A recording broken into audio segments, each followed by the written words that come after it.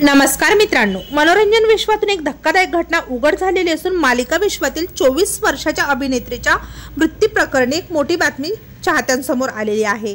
चला तर पाहूयात काय आहे बातमी। तत्पूर्वी आपण जर तारांगण या यूट्यूब चॅनलला सबस्क्राइब केलं नसेल तर नक्की सबस्क्राइब करा। बालिका वधू या मालिकेतून घराघरात लोकप्रिय ठरलेली अभिनेत्री प्रत्युषा बॅनर्जी यांनी 24व्या वर्षी गळफास घेत स्वतःची जीवन यात्रा संपवली होती।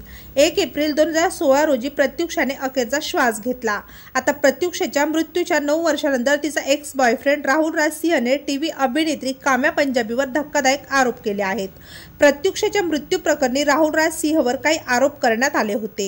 आता राहुलने अभिनेत्री काम्या पंजाबी आणि विकास गुप्ता यांच्याबद्दल दावा केलेला आहे की त्यांनी प्रत्युषाच्या हत्ये प्रकरणात चुकीचे आरोप केले होते। प्रत्युषाचा बॉयफ्रेंड राहुल राज यांनी नुकतीच एक मुलाखत दिली। ते म्हणाले, प्रत्युषाची हत्या झाल्याची अफवा अभिनेत्री काम्या पंजाबी यांनी पसरवली व त्यांना अभिनेत्री राखी सावंत आणि विकास गुप्ता यांनी प्रोत्साहन दिलं। त्यांनी मुद्दाम या प्रकरणात उडी घेतली होती। प्रत्युषावर कोणतंच आर्थिक संकट नव्हतं, तिच्या हाती काम होतं असा दावा त्यांनी केला होता। परंतु विकास गुप्ताने कधीच प्रत्युषाला काम दिलं नव्हतं।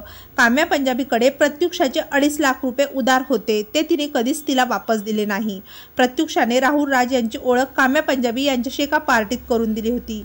प्रत्युषा ही काम्या पंजाबी यांच्यासोबत पार्ट्यात जायची व मद्यपान करायची। हे मात्र राहुल राज यांना आवडत नव्हतं व ते तिला पार्टीमध्ये जाण्यासाठी नकार देत असताना काम्या पंजाबी आणि विकास गुप्ता हे राहुल राज यांचा राग करायचे।